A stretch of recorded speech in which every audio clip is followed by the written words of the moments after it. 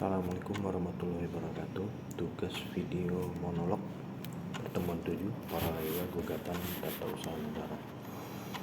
Dasar-dasar hukum banding di Pengadilan Tinggi Tata Usaha Negara yaitu Undang-Undang RI Nomor 30 Tahun 2014 tentang Administrasi Pemerintahan, Undang-Undang RI Nomor 6 Tahun 2023 tentang penetapan peraturan pemerintah pengganti Undang-Undang Nomor 2 Tahun 2022 tentang Cipta Kerja jadi undang-undang, Undang-Undang RI Nomor 5 Tahun 1986 tentang PTUN sebagaimana dirubah oleh Undang-Undang RI Nomor 9 Tahun 2004, Undang-Undang RI Nomor 51 Tahun 2009 dan putusan MK Nomor 17 bulan 9 2011, putusan MK Nomor 37 PUU bulan Oktober 2012 dan putusan MK Nomor 43 PUU 2015. Seperti biasa ada dua jenis paralegal, yakni paralegal mandiri dan yang bekerja di bawah advokat.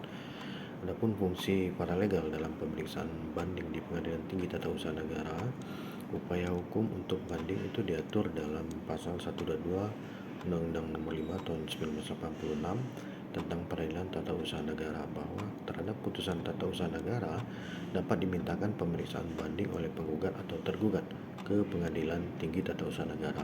Upaya hukum ini diberikan baik kepada penggugat maupun tergugat untuk memberikan keadilan yang sama ke para pihak yang bersengketa dalam tenggat waktu 14 hari setelah putusan pengadilan diberitahukan kepada mereka secara sah.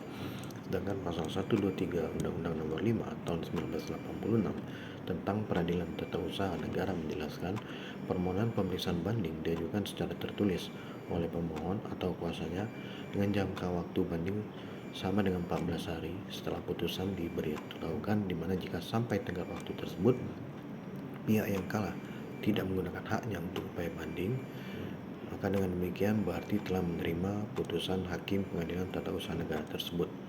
Ajas diselenggarakan pengadilan banding dalam dua tingkat dasarnya dilatar oleh pemikiran dan keyakinan bahwa putusan tingkat pertama belum tentu memenuhi kepastian hukum atau memenuhi rasa keadilan dari para pihak mencari keadilan. Oleh karenanya, perlu dilakukan pemeriksaan ulang oleh pengadilan yang lebih tinggi, yaitu pengadilan tinggi atau yang dikenal juga dengan pengadilan tingkat banding. Namun ada putusan Pengadilan Tata Usaha Negara yang tidak dapat dimintakan banding, yaitu penetapan ketua PTUN mengenai permohonan berperkara cuma-cuma, kemudian penetapan dismisal dari ketua PTUN, lalu putusan PTUN terhadap perlawanan yang diajukan oleh penggugat atas penetapan dismisal, dan putusan pengadilan mengenai gugatan perlawanan pihak ketiga sebelum pelaksanaan putusan yang berkekuatan tetap berdasarkan pasal 118 ayat 2.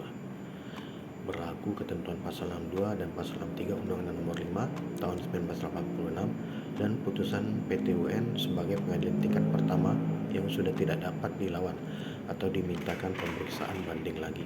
Adapun permohonan pemeriksaan atas banding yang diajukan secara tertulis ke PTUN yang menjatuhkan putusan yang dimulakan pemeriksaan di tingkat banding selambat-lambatnya 30 hari sesudah permohonan pemeriksaan di tingkat banding dicatat, di mana panitera memberitahukan penggugat dan tergugat dapat melihat berkas perkara di kantor PTUN setelah mereka menerima pemberitahuan tersebut. Pihak yang mengajukan banding dapat mengajukan memori banding atau kontra memori banding serta surat keterangan dan bukti kepada panitera PTUN dengan ketentuan salinan memori atau kontra memori dan diberikan ke pihak lainnya dengan perantara panitera pengadilan.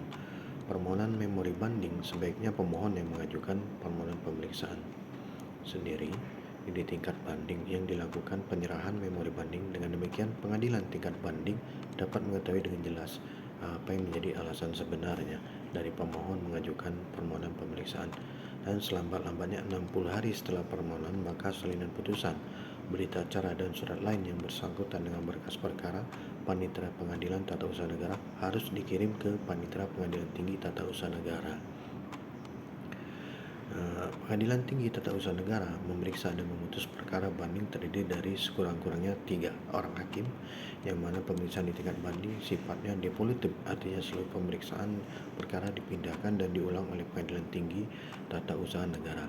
Adapun berkas yang diperiksa yaitu surat gugatan, jawaban, replik, duplik, kesimpulan, memori banding, kontra memori banding, alat-alat bukti, salinan putusan PT UN, berita acara sidang, dan surat-surat lain yang bersangkutan dengan perkara.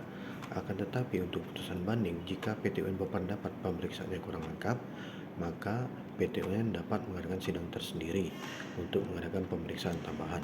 Sedangkan terhadap putusan PT UN menyatakan tidak berwenang memeriksa berkas, maka dia ajukan kepadanya. Sedangkan Pengadilan Tinggi Tata Usaha Negara berpendapat lain, maka Pengadilan Tinggi Tata Usaha Negara dapat memeriksa dan memutus sendiri perkara tersebut. Adapun pencabutan banding, setelah pemeriksaan banding selesai dan diputus Pengadilan Tinggi Tata Usaha Negara, maka Panitera Pengadilan Tinggi Tata Usaha Negara yang bersangkutan dalam waktu 30 hari mengirimkan salinan putusan Pengadilan Tinggi beserta surat-surat pemeriksaan dan surat lainnya ke Pengadilan Tata Usaha Negara yang memutus pada perkara tingkat pertama. Demikian. Assalamualaikum warahmatullahi wabarakatuh.